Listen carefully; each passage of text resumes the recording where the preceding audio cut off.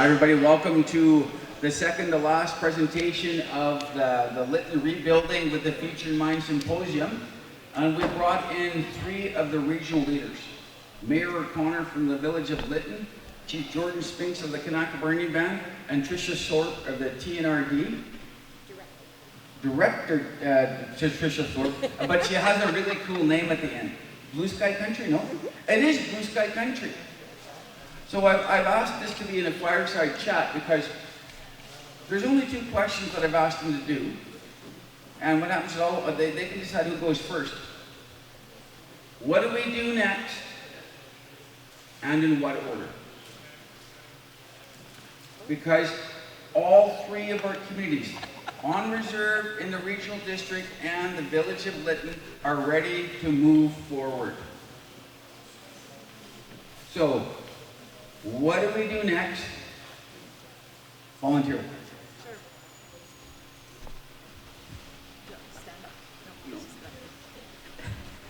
So Patrick said that he had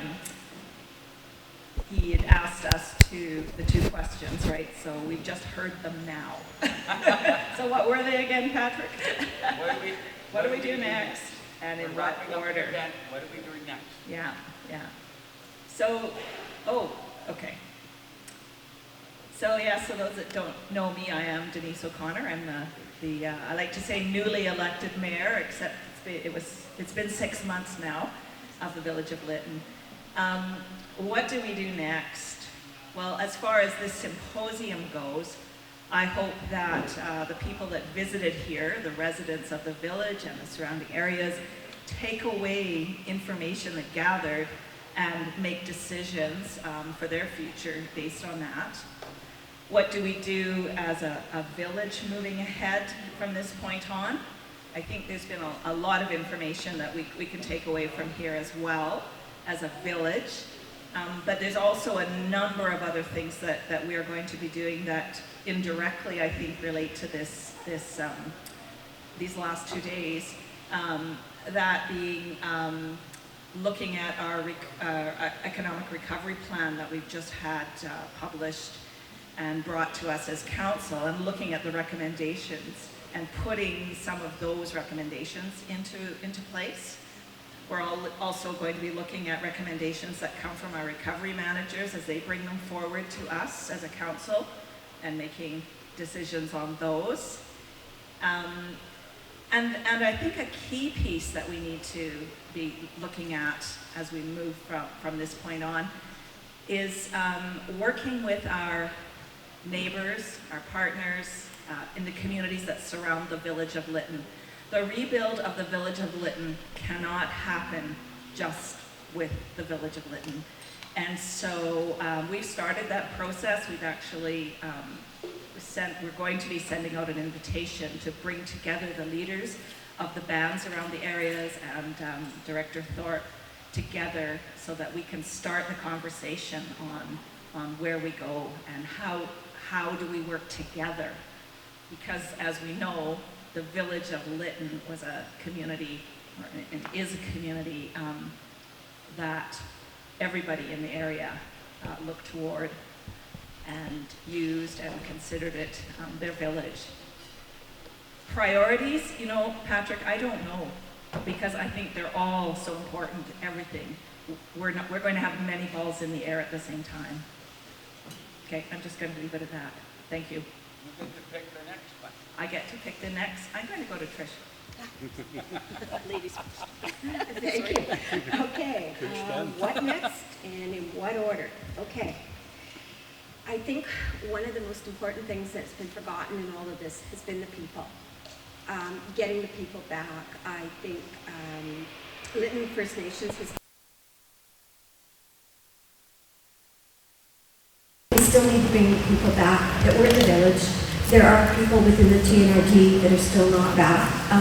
It's the lack of housing, and I think we need to look at temporary housing to get those people back. We're going to need it for the builders if we're going to have things happen here.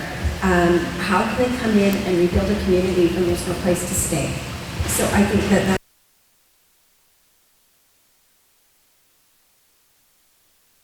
driving factor is healthcare.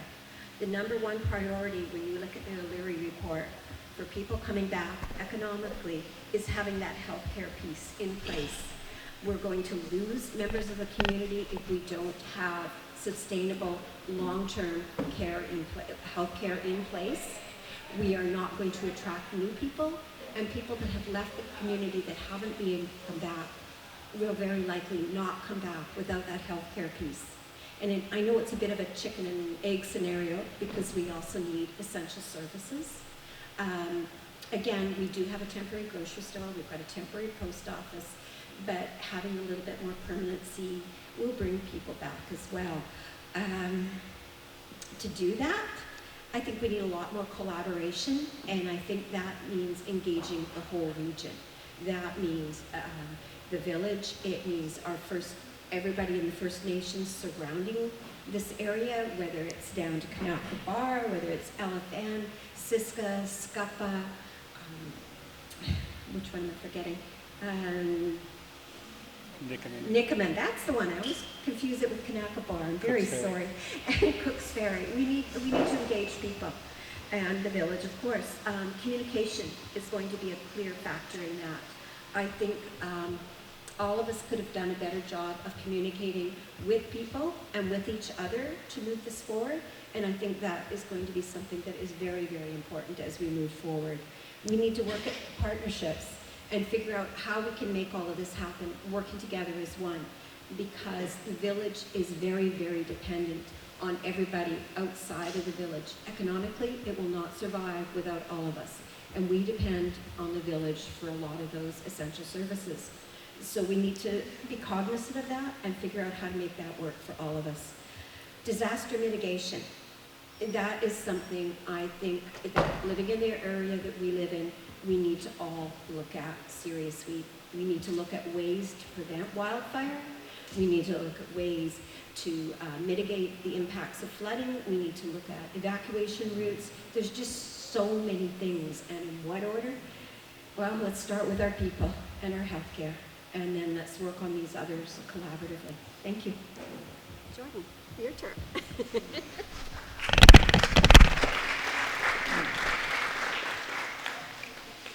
Good afternoon. Yeah, I just want to echo what they said.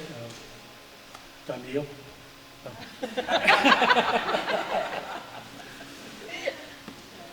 No, like they mentioned, I mean, in order to build the town back, like it's got to take teamwork. The First Nations, the village Lytton, TNRD, like all of us, we got to come together and be willing to work as a team. One thing I'm hoping I could bring to the table with Kanaka's successes is, you know, everything that we've done at Kanaka, we involved our membership and we plan with the membership, and that's how we come up with our land use plan or community economic development plan. Recently, our community resiliency plan, and then after we did our CRP, we did the health and wellness plan. So we got plans for our health department going. Our leadership got a plan to carry out the stuff that our membership would like to see. So moving forward, like I'm hoping I could just share what successes we've had with our membership, and yeah, I look forward to working with everybody at the table, and yeah, I just want to see us build back better. All right.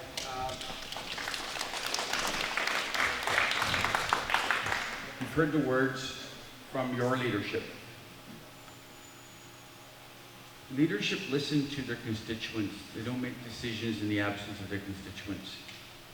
But I will ask all of you here today that if you got a bitch session to say, and you can edit that out, Dave, this is not the place. If you have a question for your leaders, ask it. What's next? What's the priority? You are our constituents. These are the people who can make it happen. Now, do you have the phone number for Minister Ma? Yes. You do. Do you have the phone number for Minister Osborne? Wow. If we make emergency management preparation or renewable energy generation and things, we need to hear it from you. They don't need to pull it out from their hip. They need to know that what Ben just spoke about, renewable energy, is a priority for our community. We need to power our buildings and our supporting systems so when the grid goes down, ask them. You don't have to be mean. If you don't have any questions, that's okay. But at least you know that these are the people that you've chosen to lead us. They have the numbers. Now, do you have the number for Brad Beast? Yes. Absolutely. These are your voices in Victoria and Ottawa. And they're always saying, what do you need us to champion?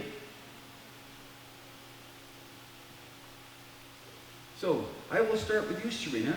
Do you have any questions for your leadership? You are how old? And so just tell everybody what happened up to you on June 30th. Tricia lost her house. Denise lost her house. Jordan was the first person on the scene and he ran back to evacuate the seniors. We're not just leadership, we're you. You've chosen these people to lead you and take on this owner's workload. It's owners, it's heavy, it's overwhelming. What do we do next? Do you have any suggestions, Serena? Just as an example, break the ice.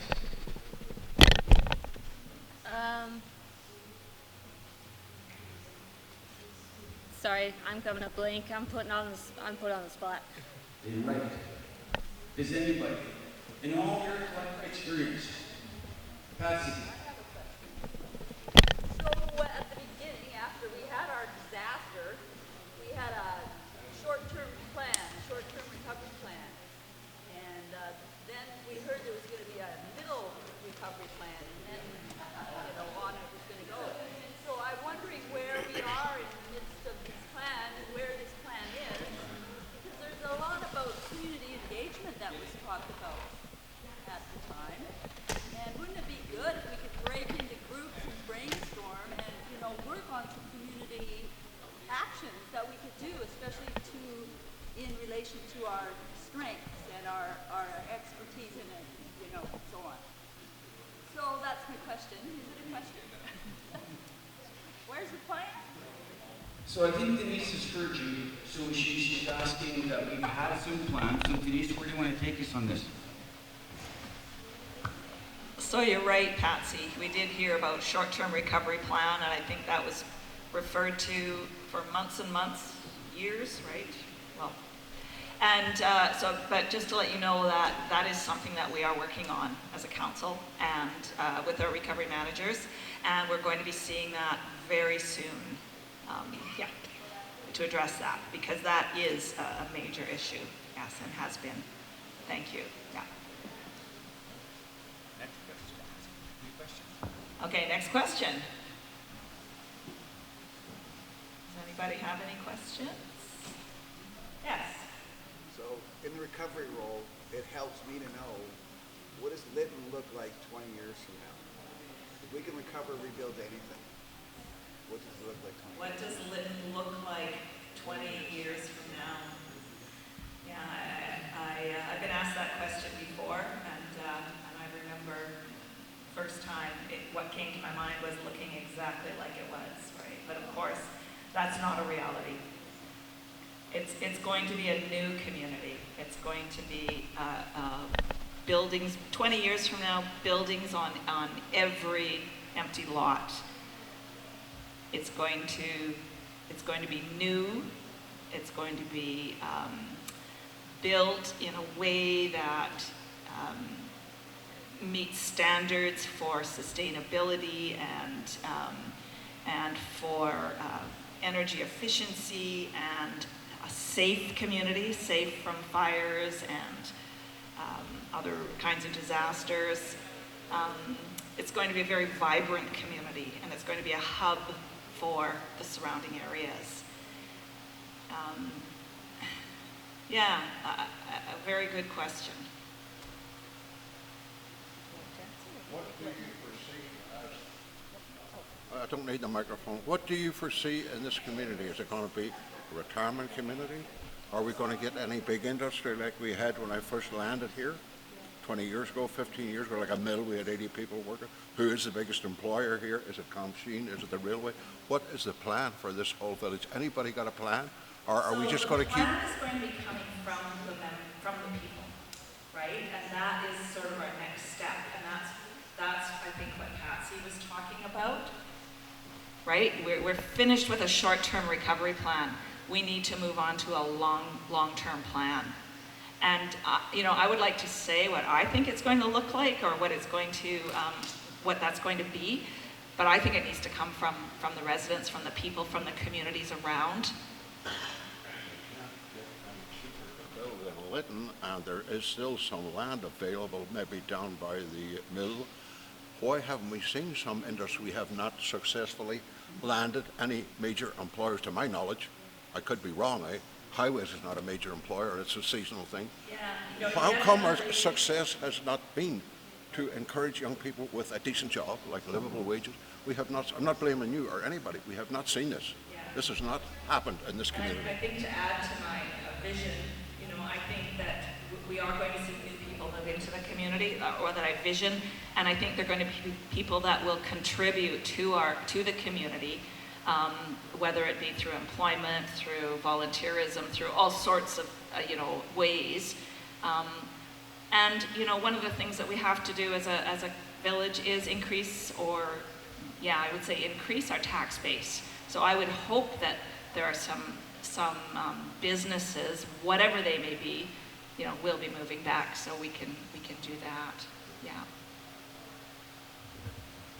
I have a question. So yesterday, when I was listening to the opening remarks, there were remarks made around not wanting to be told how we're going to rebuild. So my question is, what would you like to see? What kind of industry would you like to see here? How would you like to see it rebuilt? This is an opportunity for you to talk to. My grandmother used to say we have 2 ears and 1 mouth for a reason. So my thing is, I take notes and I try and follow up and find answers or listen to what people are saying. So can I hear from you? I'll speak up and say what I'd like to see in the future. Okay. I think like something that we will need to do more and more as a society in the future is sequester carbon. And right now we're surrounded by all these dead trees that are going to decay and turn into atmospheric carbon. So how about an industry where we cut them down, turn them into charcoal and bury it, and that'll last 1,000 years or more. Now that's something I can't totally speak to, but I do seem to remember that there was a preliminary meeting with LFN and some people from Venables Bound back in March where they were eco-friendly living. This can become the center of Canada's sustainable construction and living. This provides a heck of a lot of jobs all around. I'm outsider, but when I look from outside, I see something similar someplace else in the world. So I would encourage you to keep the target focused for what work will Lytton do, what will its role be towards the future. I think I heard it was difficult to hear, and I agree with you.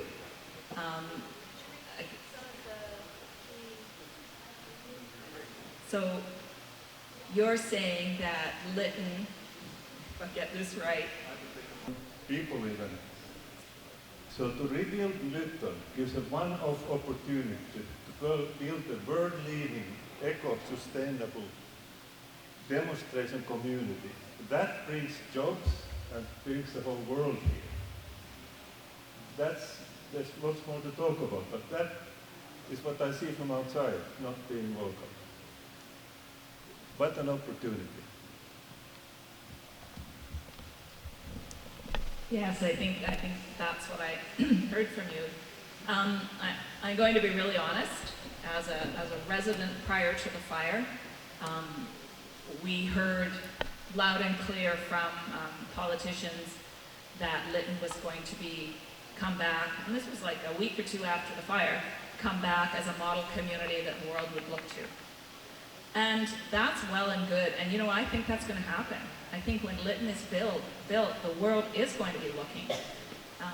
As mayor and as a resident, I would like our #1 goal to get the people back living here, building those kinds of houses, businesses, whatever, and that will happen as a kind of a second goal.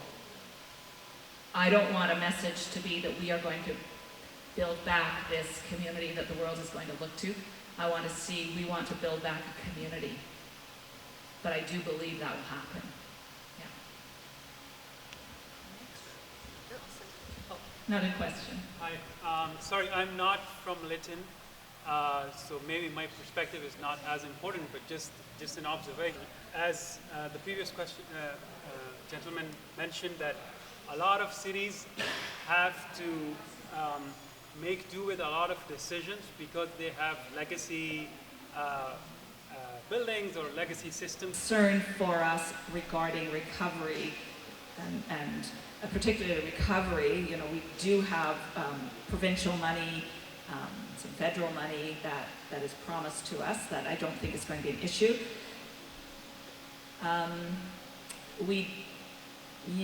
There is funds for interim temporary housing, but I'm just not sure where we're at with that. And you know, the people that we've talked to, the residents that are out and about, have to make that decision if they come back, what are they coming back to? And as Tricia mentioned, the services, the businesses, it almost needs to coincide and be done together, right? Bring the people back, bring the businesses, bring the services back. Living here, I moved back here in November after the fire, because I was fortunate to have a house to live in. And I've been here a year and a half without the services, and it's hard. It's really hard to live here.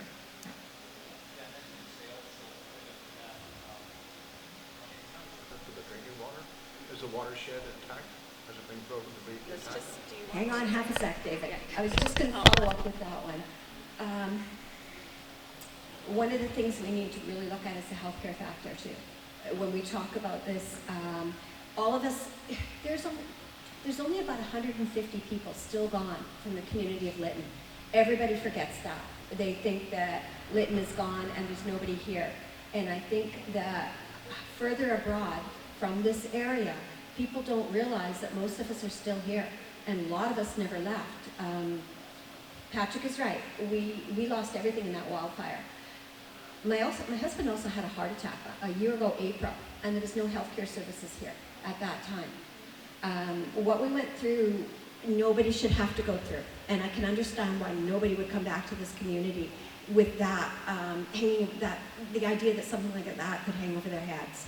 So we need to look at that. We need to convince people, we need to convince businesses that most of the consumers are still here. There's only maybe 150 that aren't. And that's just what I wanted to say. I'm going to move this back to David. Sorry to interrupt. Just the potability of the water. It's quite normal to go into the bathroom here and have a drink of water. I don't know. I haven't tried it. Yes, so... The watershed is intact. The watershed. So, yesterday, we had City of Kamloops engineers here. They came in voluntarily. They spent the day assessing our system, the water, the sewer, and are providing advice and support for getting those things back up and running. Right now, though, 2 days ago, the boil alert came off, so the water is completely potable. Is it running through the village downtown yet? Not yet, right? But that's what one of the things they were doing here yesterday was helping us to see how we can speed that up and get that going. Years ago, we estimated probably 15 years ago we had a 30 to 40% loss in our infrastructure in the water system. For that matter, just saying. No, we are quite thankful that the First Nation opened a small grocery store. So we at least have access to some groceries, which is great. And Kanakabar, you've got your little store up there too, don't you? Yeah. I think people go up and get. Got a store and a donation center. So when Tricia mentioned about the communities around Lytton that use the health services and such, and the close to 3,000 people, I think, living around the area, you know, all the way from Spence's Bridge, Boston Bar, and all the communities in between, halfway up to Lillooet, you know, came to Lytton for their post office, for their health care, for the grocery store, for all pharmacy, for all of the different services that we provide here. So although the village is only 200 people population, it really serves a population of close to 3,000 people. Yeah, I think Paradise has a story to share that everybody can learn from. I do know in the States, their system for recovery is very different than Canada. Saying that, I know Patrick actually visited Paradise, California, didn't you, Patrick? Did a visit down there, but not a bad idea. Yeah.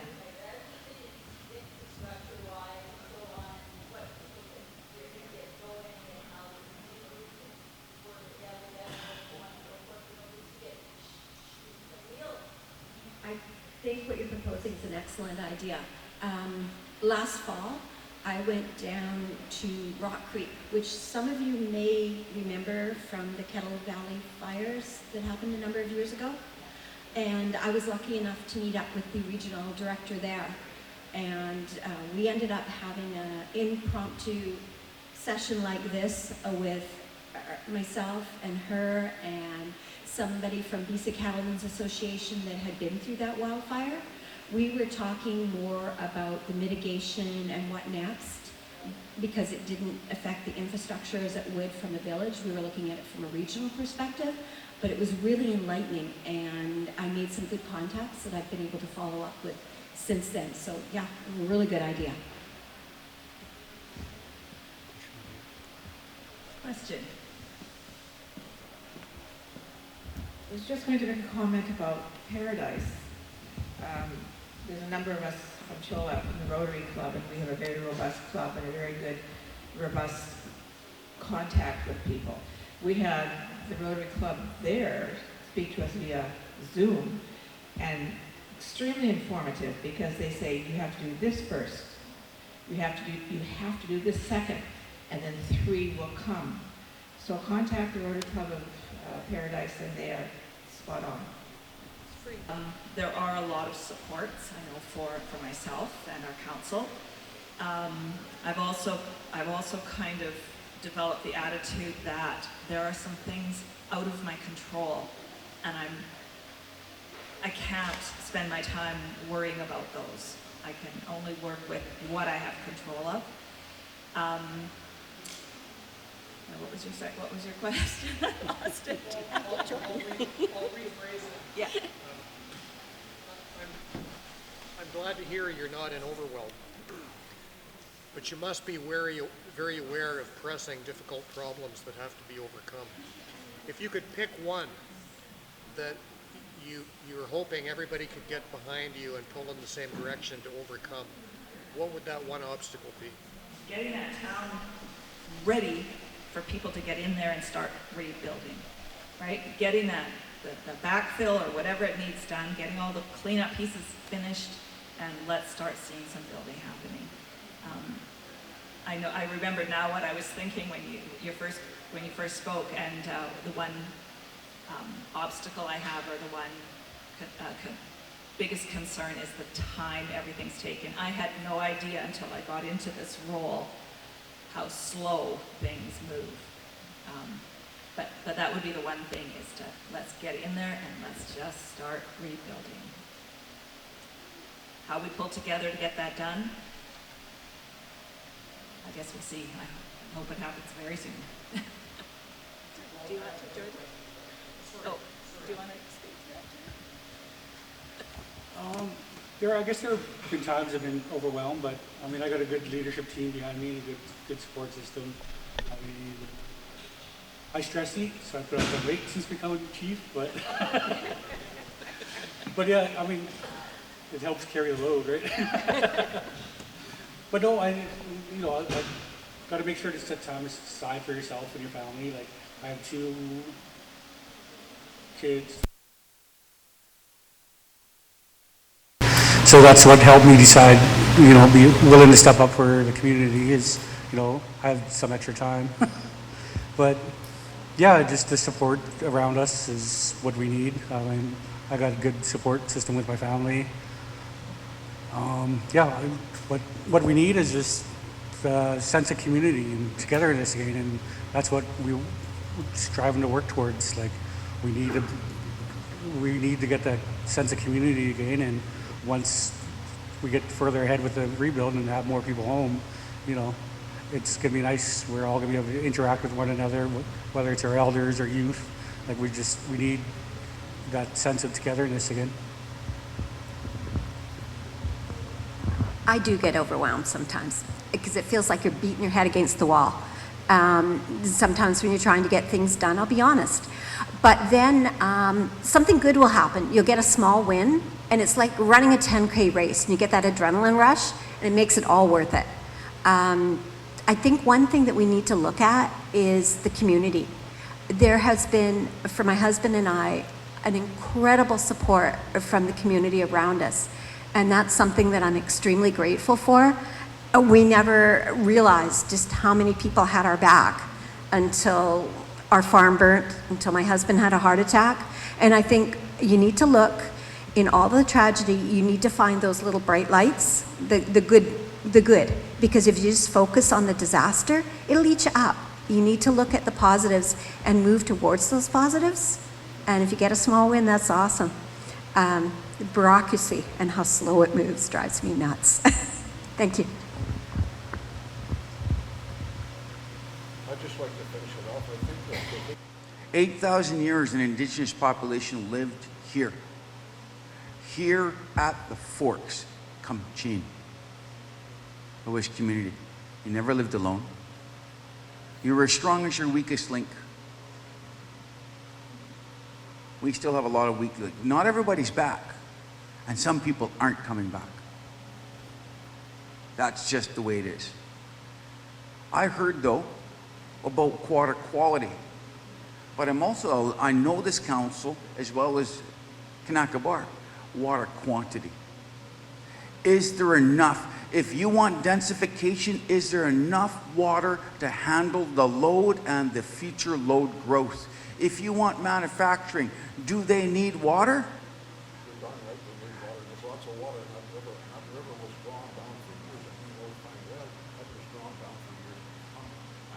And ecologicals, so the shovel can hit the ground. 2 years is long enough. What happened at Lytton? 63,000 Canadian municipalities and indigenous communities are at the same risk level. Figure this stuff out. I hate being a pathfinder. I hate being at the cutting edge of the sword because it's tough. Everything that you've gone through, what we've gone through, doesn't have to be replicated in the next town. But I hate to say this, kind of thinking it is. So we know about the Fort McMurray fires. Now we know that something's going on up there. We know about Elephant Hill. So we know, and we think, are all the people back in Gashcroft after 2017? 8 years ago? Anybody know? No, they're not. 8 years later, why didn't we learn from Elephant Hill? Did we set up an advisory board or set a committee who did a feasibility report? For God's sakes, take a chance. Did you hear the B word? Somebody used the B word. Bureaucracy. We need to have, so we've created a society that basically is self-perpetuating into the self-destruction mode, and anytime we want to affect change, we need to have a process. We need to have a bureaucracy. Chief Jordan Springs' community. They said, hey, we should do something. I don't know, what do you want to do? Let's do this. Okay, they did it. And when they made a mistake, they learned with it. And when it worked, then they lived with it. And then they scaled it up. Jesus, Ben, how many solar projects do you have down at Kanaka? A few. How many was in Lytton before the fire? Just one.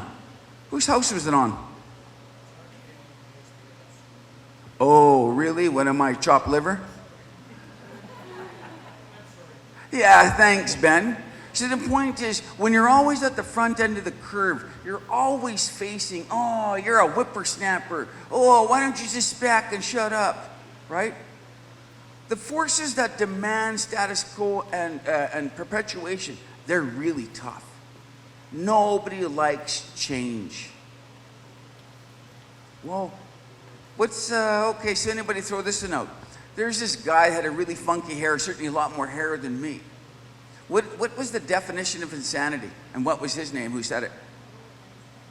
What did Einstein say? I'll make 90 cents back. I'm going to go, but if I spend $1 in Chilliwack, I'm going to get $1.10 back.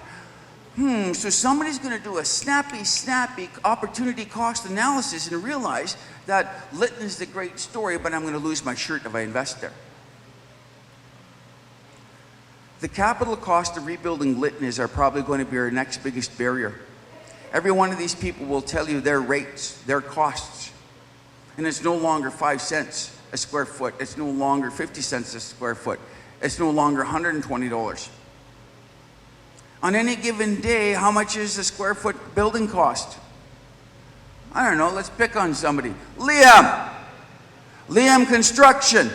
Throw me out a square foot cost paint to paint for a 1,000 square foot building. You don't know?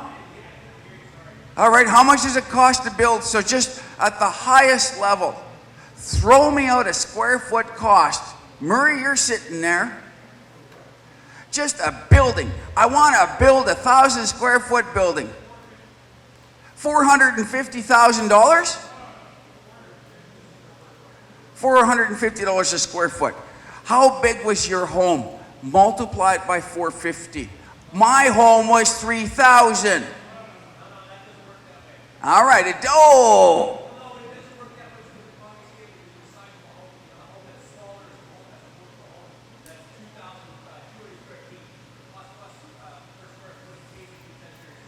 probably go talk to Liam or Modus or whomever. It's not easy. I lost a 3,000 square foot home, and if I just throw it a $300 square foot price, that's $1.2 million. Okay? I'm not saying it's high, I'm not saying it's low, but the point is, I can't afford to build back that which I lost, and I sure in the hell can't afford to build back the same thing, right? How am I supposed to put in the net zeros and the solars and everything else? I borrowed money to put the solar panels on my roof. The payback period was 4 years. Ben, if you watch Ben's video, he'll tell you, hey, if you put solar on it, it used to be you'd be able to pay it back in 7 years, but now you can do it in 4. I don't know, I didn't watch this video. I was out having some panic. Well, I'll watch it. Why do we measure success by our dollars?